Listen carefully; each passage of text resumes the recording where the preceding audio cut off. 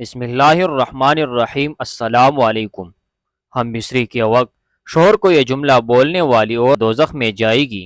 آپ صلی اللہ علیہ وسلم سے یہ ثابت ہے کہ جہنم میں عورتوں کی اکثریت ہے۔ عمران ابن حسین بیان کرتے ہیں کہ نبی صلی اللہ علیہ وسلم نے فرمایا، میں نے جنت میں جھانکا تو اس میں اکثر لوگ فقراء تھے، اور میں نے جہنم میں جھانکا تو اس میں اکثر عورتیں تھیں۔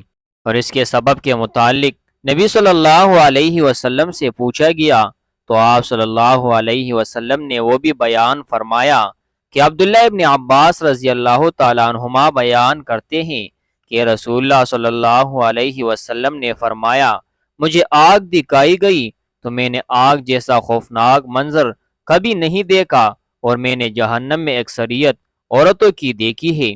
ابو سعید خدری رضی اللہ تعالیٰ عنہ بیان کرتے ہیں کہ نبی صلی اللہ علیہ وسلم عید الاضحیٰ یا عید الفطر کے لیے عیدگاہ کی طرف نکلے تو عورتوں کے پاس سے گزرے تو فرمانے لگے، اے عورتوں کی جماعت، صدقہ و خیرات کیا کرو، بے شک مجھے دکھایا گیا ہے کہ تمہاری جہنم میں اکثریت ہے۔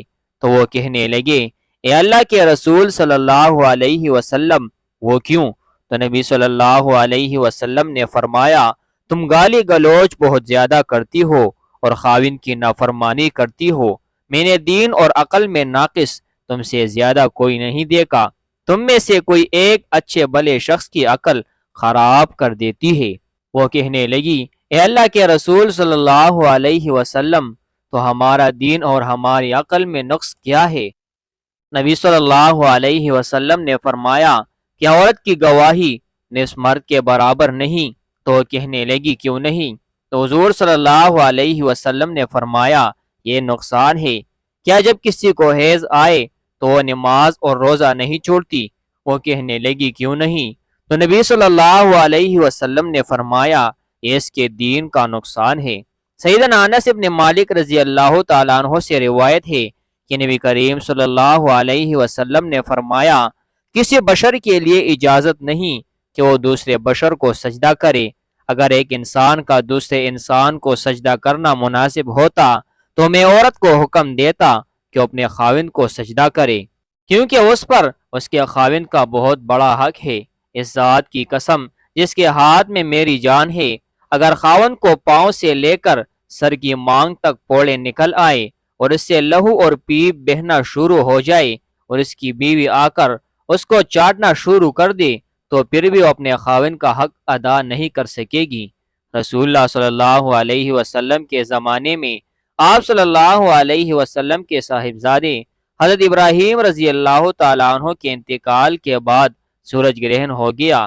اس زمانے میں لوگوں کا خیال یہ تھا کہ سورج گرہن کسی بڑے آدمی کی وفات یا پیدائش کی وجہ سے ہوتا ہے، جیسا کہ ابھی آپ صلی اللہ علیہ وسلم کے بیٹے کی وفات پر ہوا تو آپ صلی اللہ علیہ وسلم نے اس عقیدے کی نفی فرمائی۔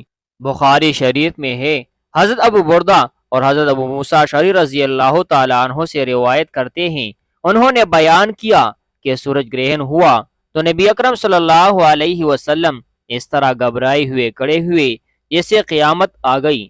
آپ صلی اللہ علیہ وسلم مسجد میں آئے اور طویل ترین قیام و رکوع اور سجود کے ساتھ نماز پڑھی کہ اس سے پہلے آپ صلی اللہ علیہ وسلم کو ایسا کرتے ہوئے نہیں دیکھا تھا، اور آپ صلی اللہ علیہ وسلم نے فرمایا کہ یہ نشانیاں ہیں جو اللہ تعالیٰ بزرگ و برتر بیچتا ہے۔ یہ کسی کی موت اور حیات کے سبب سے نہیں ہوتا، بلکہ اللہ تعالیٰ اس کے ذریعے اپنے بندوں کو ڈراتا ہے۔ جب تم اس کو دیکھو تو ذکر الہی اور دعا و استغفار کی طرف دوڑو۔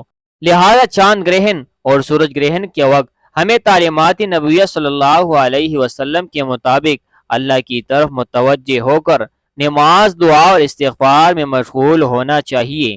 پھر آپ صلی اللہ علیہ وسلم نے فرمایا، بلا شبہ سورج اور چاند اللہ تعالیٰ کی دو نشانیاں ہیں، انہیں کسی کی موت و حیات کی وجہ سے گرہن نہیں لگتا، لہٰذا جب تم یہ صورتحال دیکھو تو اللہ تعالیٰ کو یاد کیا کرو۔ لوگوں نے کہا، اے اللہ کے رسول، ہم نے آپ کو دیکھا تھا کہ آپ نے اپنے قیام کے دوران میں کسی چیز کو پکڑنے کی کوشش کی، پھر ہم نے دیکھا کہ آپ پیچھے ہٹے آپ نے فرمایا میں نے جنت دیکھی، یا فرمایا مجھے جنت دکھائی گئی تو میں نے اس سے ایک گوشہ لینے کی کوشش کی تھی، اور اگر میں اسے لے لیتا تو تم رہتی دنیا تک اس سے کاتے رہتے۔ نیز میں نے آگ دیکھی، میں نے اس جیسا خوفناک منظر کبھی نہیں دیکھا، میں نے جہنم میں زیادہ عورتوں کو دیکھا۔ لوگوں نے کہا اے اللہ کے رسول صلی اللہ علیہ وسلم کیوں؟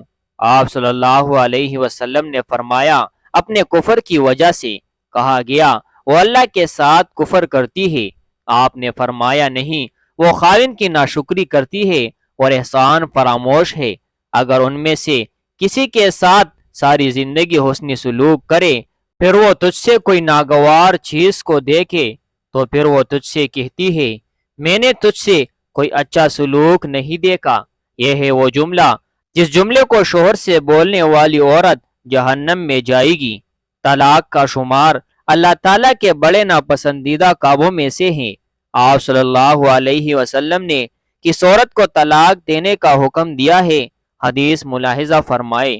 سیدنا لقید بن صبرہ رضی اللہ تعالیٰ عنہ سے روایت ہے، وہ کہتے ہیں میں نے کہا اے اللہ کے رسول صلی اللہ علیہ وسلم، میری ایک بیوی ہے، وہ بڑی زبان داراز ہے اور مجھے اذیت دیتی ہے۔